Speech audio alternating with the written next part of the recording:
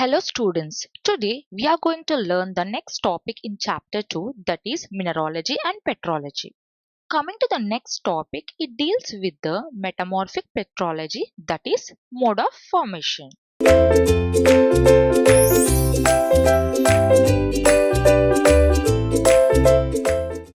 In the previous slides we have seen the mode of formation of igneous and sedimentary rocks. Coming to the metamorphic rocks, they are generally formed by two methods. One is regional metamorphism and the other one is contact metamorphism. Coming to the regional metamorphism, it mainly involves the pressure. But while coming to the contact metamorphism, it involves mostly heat. Okay, so what do you mean by metamorphism by pressure? Let us see. What do you think which will cause enough pressure to metamorphose miles of rocks? So let us see why it is formed, like how the pressure is formed.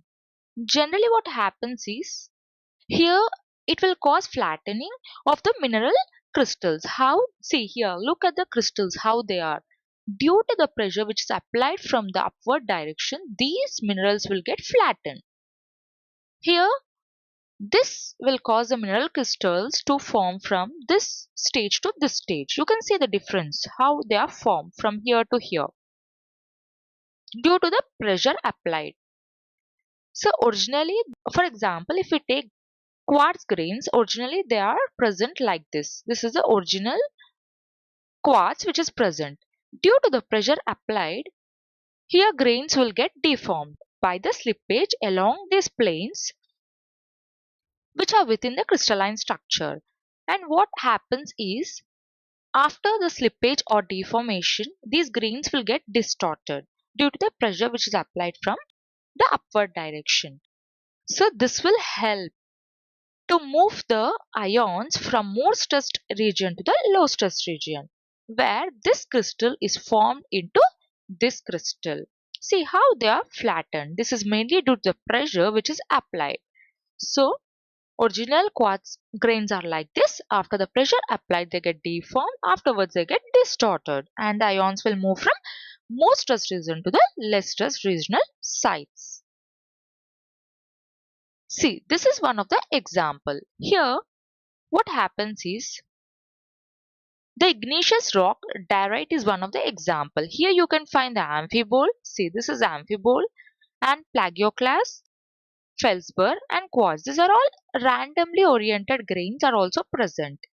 See, this is example. This is a igneous rock. After the heat and the pressure applied, it will form into metamorphic rock. This is mainly due to the heat and pressure. It is formed from one igneous rock to metamorphic rock, one form to another form after heat and pressure. Here what happens, coming to the metamorphism by pressure, this is the second type. What is the first type? The first type is metamorphism by heat. Now it is by pressure. What happens is, here due to pressure there will be realignment of intergrown mineral crystals. What happens is, there will be realignment of the crystals. This realignment is called banding. Okay, it is called banding. Banding is also known as foliation. See, look here. It will be like foliations or layers. 1, 2, 3.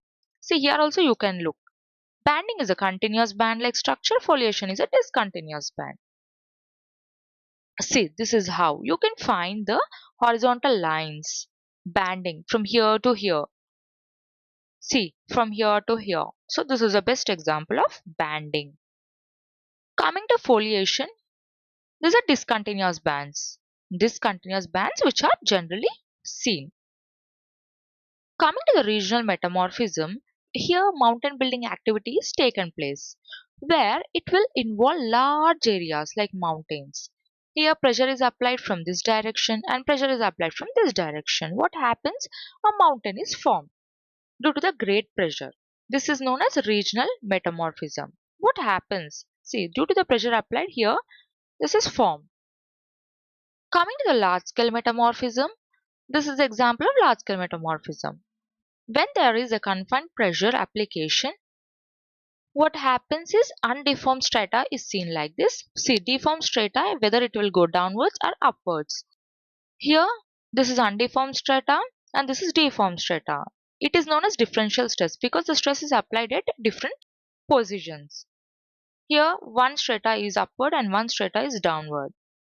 Okay, this is metamorphism by heat, which is known as contact metamorphism.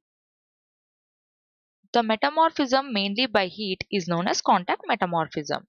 Coming to the contact metamorphism, it is also known as thermal metamorphism because thermal is nothing but application of heat, which will mainly cause the baked rocks. See here, due to the igneous intrusion, there will be some baking of rocks.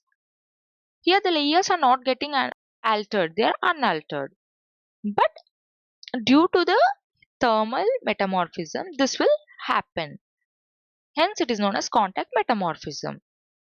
See, this is called a hot magma or the hot temperature, due to which there will be some deformation. Hence it is known as contact metamorphism. See, emplacement of igneous structures. Due to this, there will be some fissures and eruptions, composite cones like structure and cinder cones. These are all due to the eruption of the heat which is passed due to the failures in the rock structure. They will pass, due to which there will be some eruptions like fissure eruption, composite cones and cinder cones are present. They are formed. Coming to contact metamorphism, it is mainly due to the igneous intrusion where this molten rock is forced between the existing rock and it will try to erupt. This will help, or what the rock will do, it will tend to bake. Okay, this is known as metamorphose, which is nothing but the part of the existing rock will tends to bake due to the high temperature or heat. Increasing degrees of metamorphism. Sometimes the rocks melt in this range. That much heatness is present. See, this is surface of the earth where you can find while you are going in the deeper direction or the downward direction, clay, shell, slate, phyllite, schist and gneiss.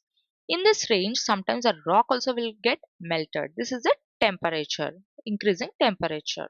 The sedimentary rock is converted into metamorphic rock in this range. This is a best example how the slate is converted to phyllite, is converted into schist and converted into gneiss due to the application of the thermal or heat. Composition of the metamorphic rock is mainly determined by the two conditions. The first one is condition of metamorphism and the second one is how the mineralogy of the parent or the original rock is present, or how the structure of the original rock is present. Sometimes the limestone, that is nothing but small crystals, will convert into marble, that is large crystals. Here what happens is, in this example, this is mainly converted due to the great heat and pressure. So this is a best example where the mineral composition will stay same. Okay, mineral will be same but small crystals will convert into large crystals. Here coming to shale, shale is converted into slate. In this example what happens is minerals will actually change into other minerals during this metamorphism. Here minerals are changed and they are converted from shale to slate. So some metamorphic rocks can also form from several different parent rocks. For example, gneiss may be formed from sandstone. Sometimes it is also formed from shale or granite. So the parent rock may be different. Thank you.